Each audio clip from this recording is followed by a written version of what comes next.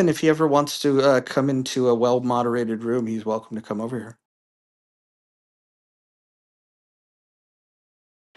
I will. I'll tell him. I think he should. I think it'd be interesting. I think. Tell him his other mods love it over here. Tally loves it over here, and yeah. But like the political correctness crew, that mod crew pretty much came from Chillism. Um, like Cora came from Chillism, so they had a good discussions. It's just, I mean, I'm going to be honest. Some of the people do not understand politics. They take Twitter headlines and they don't actually read beyond it. They try to fact check, but their sole reliance is on Chat GPT, which often is very wrong and doesn't dive into the nuances. And which goes to a bigger problem is that I wish people would actually read a little bit more and look up the references of Chat GPT that it's using. But I mean, they try to discuss politics, and it's literally a progressive shit show where they just scream and rant and rave like, "Oh, you want to deport all people of this country of a certain color," and it's like, no, that's not what anybody fucking wants. Nobody's ever stated that. And then you have to stand there and argue, and then you just hear all this like, "Well, Trump said this in 2008 or at some convention," and right now I think they're on with the Epstein. A lot of the people on the left are targeting the Epstein list and the Epstein case, and I find it fascinating because they act as if Trump wasn't a Democrat and running around with all of the big Democrat donors with the DNC. And for every picture you find of Donald Trump, you see Epstein with a whole lot of big movers and shakers in there.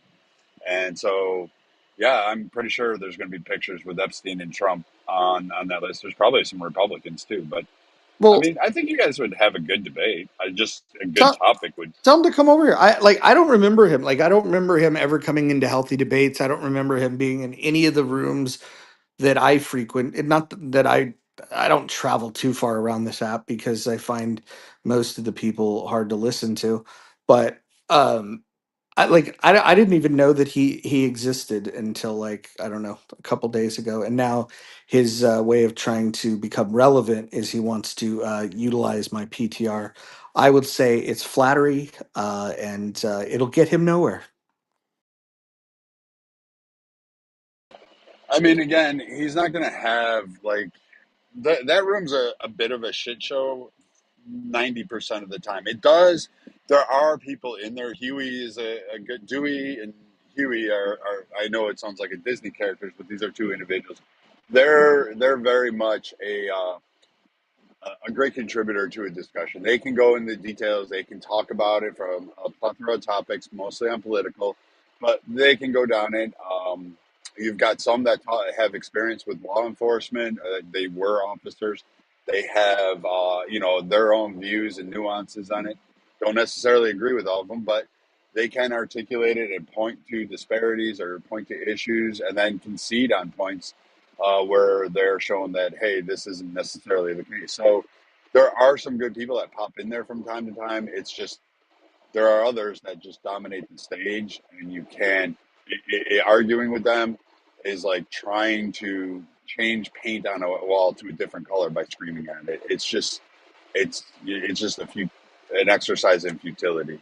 Yeah, I don't bother arguing with them, but after listening to them argue about who had the better understanding of Hegel, 45-minute discussion. I went up there and I asked them a few basic questions. It was clear that they had never read. So then I asked them, and the only thing I give them credit for is they both acknowledged, and this was Ike and Concrete. They both acknowledged that they had never read Hegel. And so then, as you can imagine, I, kicked their ass a little bit over that, did some gloating and grandstanding, the shtick, right? You could imagine, don't even have to listen to it to know like how that conversation went. But the more interesting part of it was afterwards their excuse. Oh, hey, Monica, darling, let me get you up here. Hold on. Let me send you an invite. This is my friend. All right, hold on. Let me get you the mod badge, queen. Here you go. Okay. let's see.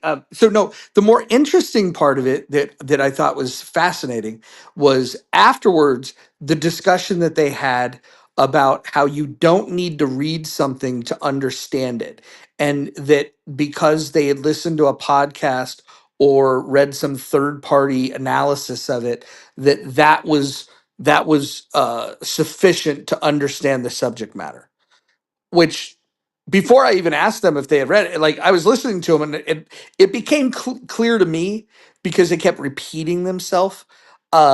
And like they knew like they knew books and they knew chapter titles, but they had no content. And so when I just got up and inquired about a few things, it was like that just poked holes, deflated their little thing. And they acknowledged they never read it, but they would still argue if they were here right now, they would say that I'm stupid because I'm saying that they can't get a good understanding of Hegel, despite the fact that they haven't read it. It's the fucking craziest thing. If somebody came to you and started lecturing to you about the Bible, and then you said, hey, let's turn to chapter blah blah blah, and then you found out that they never opened the book and they've only maybe they went and listened to John Hagee, right? Like all of a sudden that makes them like an expert on the Bible. Same shit. It's just fucking weird. Anyways, Monica, how you doing, Queen? I'm good. How's everybody doing? We're doing very good. There was some Monica hate earlier and I squashed all of it. No, I not protected you. Monica. I put my broad shield in front of you. It's the typical stuff. Monica's a racist, and then we asked for evidence. We've got one piece of evidence that was submitted. It's Hakima's PTR. It was And some bullshit. yeah, Hey, Roger. Isn't that Hey, cute serendipity? Roger. Isn't it funny? Hey, Oh, Roger. it's so cute. Don't frame the argument that I was calling her racist. You was making an argument that people say she's racist, and you asked me to put this PTR. So I did not just put this up to try to Facts. prove this. That is Thank true. you. Yeah. So this is true. that was not This is happening. true, but that's because Monica was not here, and you and JB were doing the thing where you guys that make it sound like Monica somebody she's not. All I said, You brought it all up though. I Me or said JB didn't mention Monica's name. I said that she is the most misunderstood person on the app. And the thing that you guys misunderstand is that while she's a troll, she is not a racist, and you have no evidence of that. And the other thing you guys leave out is that she's incredibly well read, incredibly articulate. She's got a great memory, and she's got fast recall of her memory. Like, Monica is a gift to this app. I just don't understand the hate. Gosh, Like too much. herpes is a gift to Too to much. fucking mankind. Is There that we what go. you're trying to say? Thank you, Brad, for helping me control my ego. I'm so grateful for you.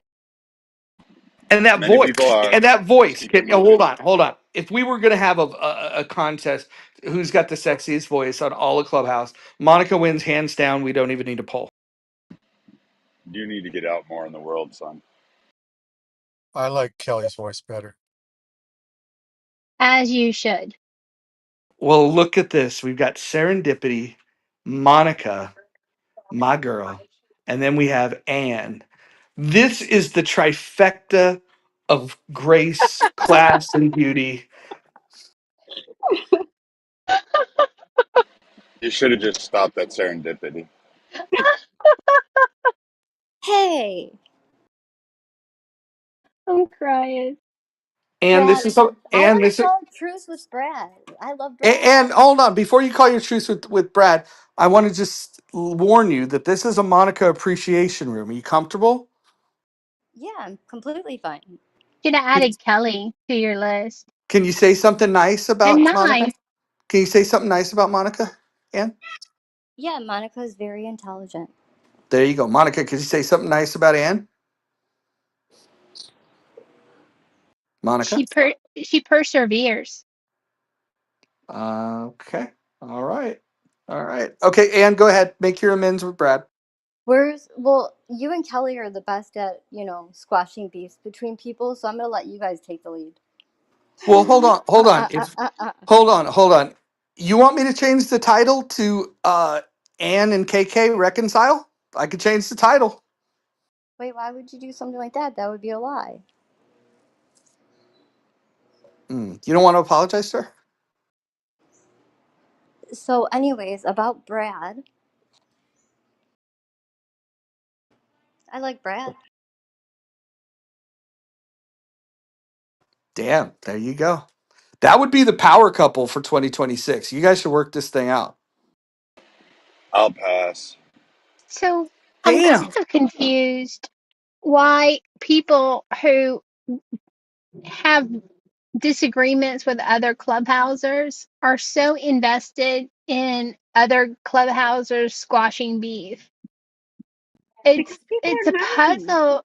Well, but the matchmaking is a lot. And it's like, you get to hate who you get to hate. Like, it's not okay for people to have personality differences that they just don't get along. Exactly. See, in Mojo and Kelly, they dipped their toe into some fire and then they were like, oh no, I shouldn't have done that. But we just thought that, you guys would work it out. Some people tend to hold grudges on this app. Like, I'm not a gossip guy, but so I won't name any names. But the other day, I came across You the can most mention bizarre. me. I'm Irish. I hold a grudge for fucking eternity. There you go. Well,